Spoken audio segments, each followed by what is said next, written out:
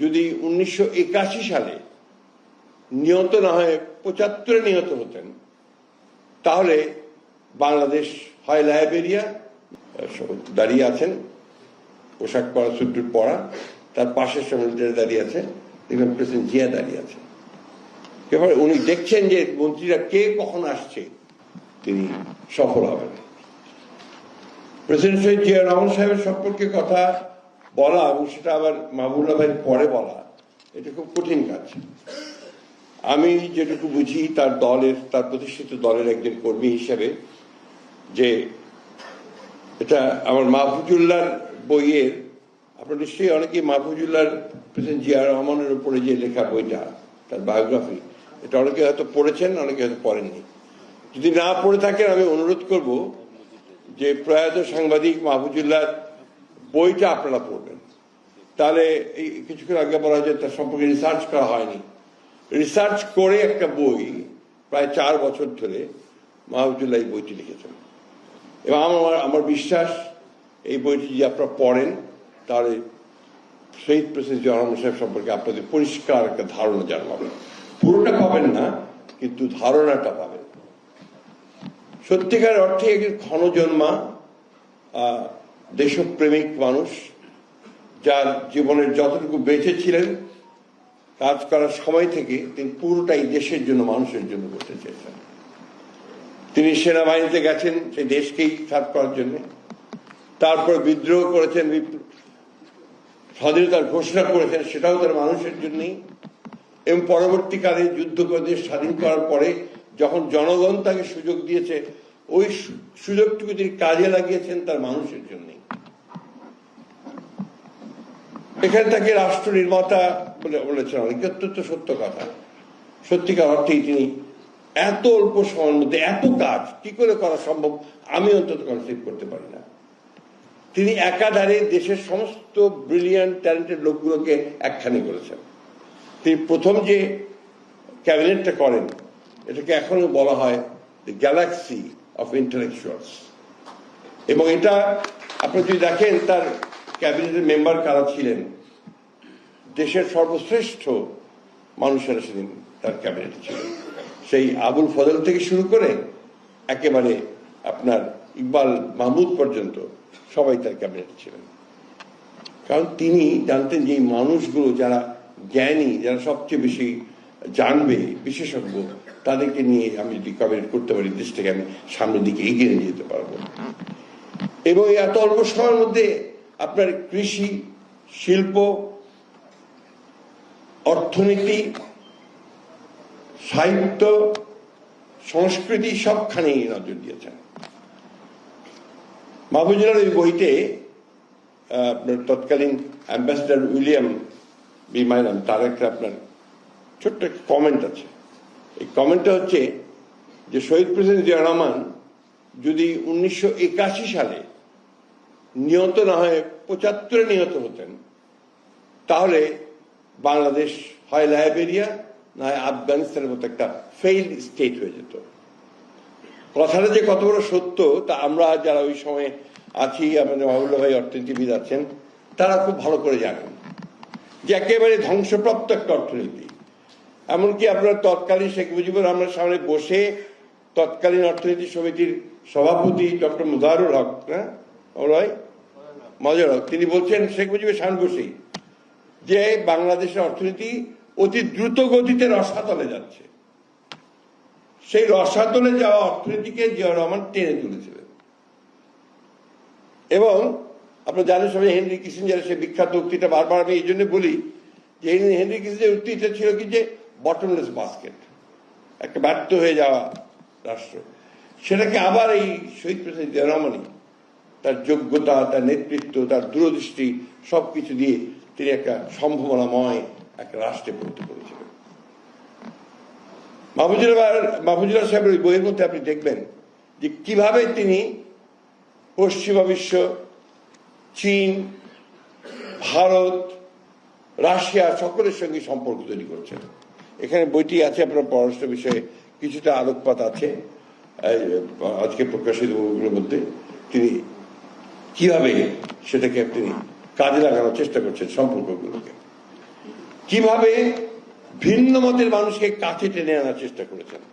এবং সবচেয়ে বড় যেটা আমার কাছে মনে হয় যে use to believe in politics of reconciliation, একটা সমঝোতার রাজনীতিতে তিনি বিশ্বাস করতেন।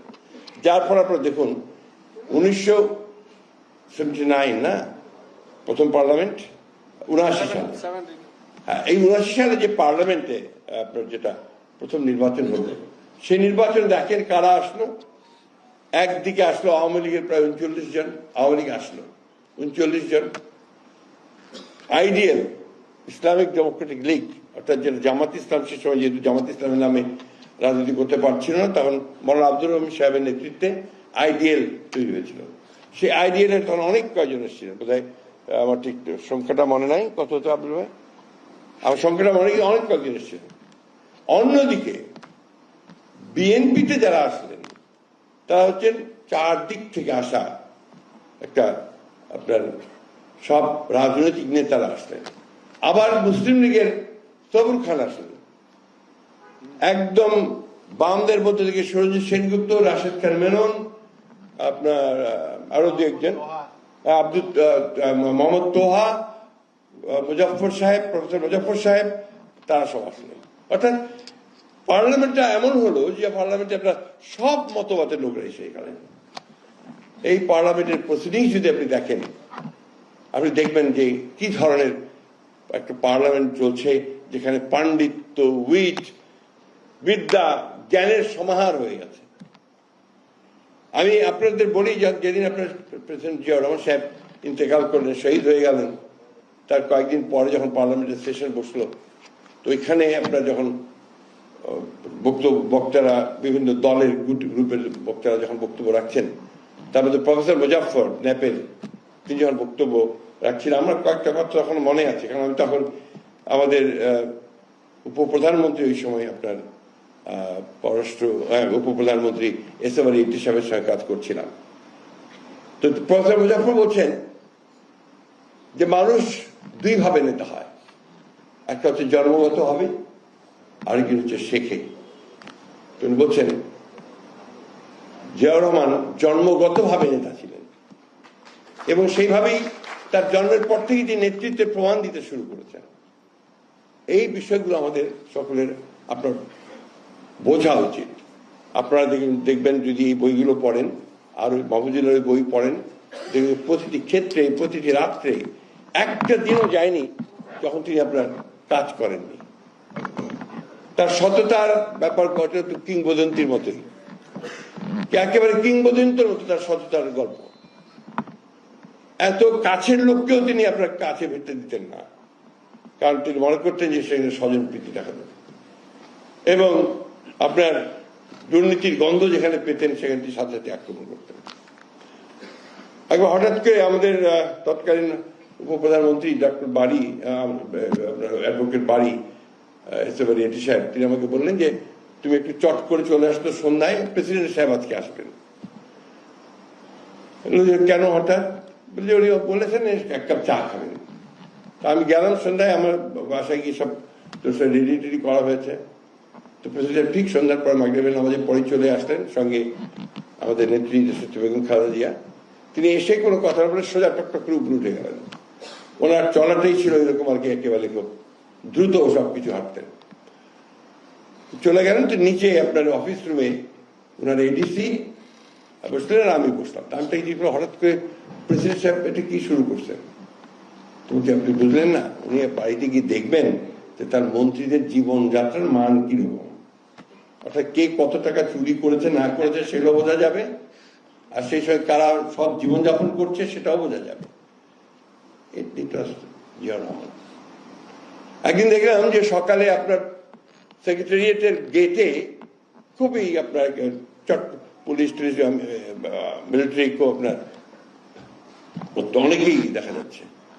তা আমি যেহেতু আমি চাকরি করে আমি ঢুকলাম, ঢুকার সময় দেখলাম যে আপনার অনেক দূরেই দেখলাম যে একজন দাঁড়িয়ে আছেন, পোশাক পরা, স্যুট পরা, তার পাশের সময় দাঁড়িয়ে আছে, দেখলাম প্রেসিডেন্ট জিয়া দাঁড়িয়ে আছে। এবার উনি দেখছেন যে মন্ত্রীরা কে কখন আসছে, তার টাইমিং ঠিক করার জন্য দেখছেন। এগুলো কিন্তু গল্প না, these are not made up stories, these are facts. অনেকে ভাববে যে এগুলো আমাদের বানিয়ে বলছে, এটা সত্য ঘটনা বলছি। তো এই যে মানুষটা, যে তার সমস্ত জীবনটা তার চিন্তা, মেধা, প্রজ্ঞা দিয়ে এই দেশটাকে তৈরি করতে চেয়েছে, তাকে সেই তারাই, যারা বাংলাদেশ চায়নি, যারা বাংলাদেশকে ধ্বংস করতে চেয়েছে, তারাই সেদিন হত্যা করেছে। আজকের সঙ্গে মিলে যাবে। আজকে আবার যখন আমাদের হাদির মতো ছেলেরা, আমাদের মুগ্ধের মতো ছেলেরা, যেমন প্রাণ দিয়ে, জীবন দিয়ে, সাইদের মতো ছেলেরা নতুন একটা সুযোগ, সম্ভাবনা সৃষ্টি করেছে, তারা আবার সেই শত্রুরা আজকে সেটাকে ধ্বংস করে দেওয়ার জন্য বিভিন্ন রকম অপকর্মে লিপ্ত হয়ে গেছে। আমি শহীদ প্রেসিডেন্ট জিয়া রহমানের একজন অনুসারী, ভক্ত। আমি মনে করি যে তাকে যদি আমরা অনুসরণ করি, তাহলেই বাংলাদেশকে আমরা সঠিক দিকে নিয়ে যেতে পারবো। এটাই আমাদের মুক্তির জন্য সবচেয়ে চমৎকার একটা রাস্তা তিনি আমাদের দেখিয়ে দিয়েছেন। বাংলাদেশের জাতীয়তাবাদ, যেটা তার দর্শন, এই জাতীয়তাবাদই তো হচ্ছে আমাদের মূল ভিত্তি। এটাকে কেন্দ্র করে আমাদেরকে এগিয়ে যেতে হবে। এবং আধুনিক মানুষ ছিলেন, কোন ব্যাকওয়ার্ডনেস তার মধ্যে ছিল না। এবং তখন তার একটা পোশাক ছিল, যেটা ওই সময় সবচেয়ে বেশি সবাই পরার চেষ্টা করতেন, সেটা ছিল আপনার সাফারি স্যুট পরতেন, সাফারি পরতেন, এবং এত স্মার্ট ছিলেন যে তাকে দেখে সত্যি অভিভূত হয়ে যেতে হতো। আমার একটা কথা মনে আছে, আমরা একবার দিনাজপুর থেকে ফিরছি, সম্ভবত রংপুরে যাব কোন একটা প্রোগ্রামে, প্রেসিডেন্টের কনভয়ের সঙ্গে আমরা যাচ্ছি, হঠাৎ দেখলাম কনভয় থেমে গেল। একটা দিনাজপুর চিড়ির মতো বলে একটা জায়গা আছে, তার আগে একটা আপনার ফ্যাক্টরি আছে, ওই ফ্যাক্টরিতে সামনে থেমে গেল। প্রেসিডেন্ট সাহেব নেমে চট করে, নিজে আবার ড্রাইভ করতেন সবসময়, যখন বাইরে যেটা নিজেই ড্রাইভ করতেন, ডিসি বসা থাকতো পাশে, নেমে উনি একটা গ্রামের মধ্যে ঢুকে গেল। তো সবাই তো ঝপঝপ করে নেমে পড়লো যে জায়গায়। গ্রামের মধ্যে নেমে উনি একটা ছোট ভাঙা বাড়ি একটা, সেখানে গিয়ে ঢুকলেন। ঢুকে উনি দেখলেন যে বাসায় কেউ নেই। তো একজন বুড়ি বের হয়ে বলল, বাবা বাসায় তো সবাই তো মাঠে চলে গেছে কাজে, আমি আছি। বলছে, মা আমার খুব পিপাসা পেয়েছে, তেষ্টা পেয়েছে, আমাকে একটু পানি দেবেন? তো বলছে, বাবা আপনাকে পানি দেবো থেকে কি দেয় হচ্ছে, ভেতরে ঢুকে কোনো রকম গ্লাস জোগাড় করে এক গ্লাস পানি নিয়ে এসছে। উনি বলে যে, আপনি আমাকে শুধু একটু পানি দিলেন? সেই বৃদ্ধা বাচ্চাকে খেয়ে গেছেন। তো বলছে, বাবা ঘরে তো আর কিছু নেই, আপনি যে সব পেঁপে গাছ লাগাতেন, তাহলে আমাকে একটা পেঁপে দিতে পারতেন। আপনি যদি একটা কুল গাছ লাগাতেন, তাহলে কুল দিতে পারতেন। পেয়ারা গাছ লাগাতেন, তাহলে পেয়ারা দিতে পারতেন। এই যে নেমে গিয়ে এই যে কথাগুলো, এগুলো কিন্তু সমস্ত জাতিকে উদ্বুদ্ধ করে, অনুপ্রাণিত করে। সুধীবৃন্দ, শহীদ প্রেসিডেন্ট জিয়া রহমানকে অল্প সময়ের মধ্যে একবার এতটুকু কথা বলা খুব কঠিন। আমাদের ওয়াসিফ সাহেব সঙ্গতভাবেই একটা অভিযোগ করেছেন, যেটা আমি মনে করি অত্যন্ত সঙ্গত অভিযোগ, যে জিয়া রহমানকে আমরা ঠিক সেইভাবে বিশ্লেষণ করিনি, রিসার্চ করিনি, তার সম্পর্কে আমরা বিএনপি ফেল করেছি তাকে ইয়াং জেনারেশনের কাছে নিয়ে যাওয়ার জন্য। আই ফুললি এগ্রি টু, এটা আমাদের দায়িত্ব। এবং আমরা বিশ্বাস করি আগামী দিনে আমরা যেহেতু 15টা বছর শুধু মার খেয়েছি আর ছুটে বেরিয়েছি এবং কোনো কিছু করার খুব বেশি সুযোগ পাইনি। যেন আমরা সব স্কুল করেছিলেন পার্টিকে তৈরি করার জন্য, একটি স্কুল। সেই স্কুলের প্রিন্সিপাল ছিলেন ফিরোজ নুন, তখন একজন অত্যন্ত পণ্ডিত মানুষ, তাকে তিনি দায়িত্ব দিয়েছিলেন। সেখানে মন্ত্রীদেরকেও পড়াশোনা করে পরীক্ষা দিতে হতো। তো একটা সব হয়ে গেল, পরীক্ষা হলো, পরীক্ষার পর দেখা গেল সাজিদ সাহেব শূন্য পেয়েছেন। মানে আপনি একটা ঘটনা বলছি এই জন্যে যে তখন সেটাই করা হতো, অর্থাৎ সেখানে কোনো বাদ বিচার ছিল, সবাইকে পরীক্ষা দিতে হবে। এটা কিন্তু থেমে গেছে এরশাদের পরে, আপনার আক্রমণের ফলে বিএনপিকে এমনভাবে ধ্বংস করার চেষ্টা করা হয়েছে, ভেঙে ফেলার চেষ্টা করা হয়েছে, যে তখন আর তার বিষয়ে কন্টিনিউ করা সম্ভব হয়। আমরা শুরু করেছিলাম, তারপর আবার সেই ফ্যাসিস্ট আক্রমণ বারবার আমরাও বন্ধ করে দিতে বাধ্য হয়েছি। যাই হোক, আমি বিশ্বাস করি এখন সুযোগ এসেছে। এই সুযোগে আমরা যদি এই শহীদ জিয়া রহমানকে আরো বিকশিত ভাবে তাই জনগণের কাছে তুলে ধরতে পারি, তার চিন্তা ভাবনা, তার কাজগুলোকে যদি আমরা নতুন প্রজন্মের কাছে দিয়ে দিতে পারি, তাহলে নিশ্চয়ই সেই নতুন প্রজন্ম দেখবে যে কিভাবে একজন সৎ মানুষ, একজন যোগ্য মানুষ সমস্ত চ্যালেঞ্জকে মোকাবেলা করে এগিয়ে যেতে পারে। এটাই হচ্ছে তার কৃতিত্ব। আমি সবাইকে আবারও ধন্যবাদ জানাচ্ছি, কৃতজ্ঞতা জানাচ্ছি।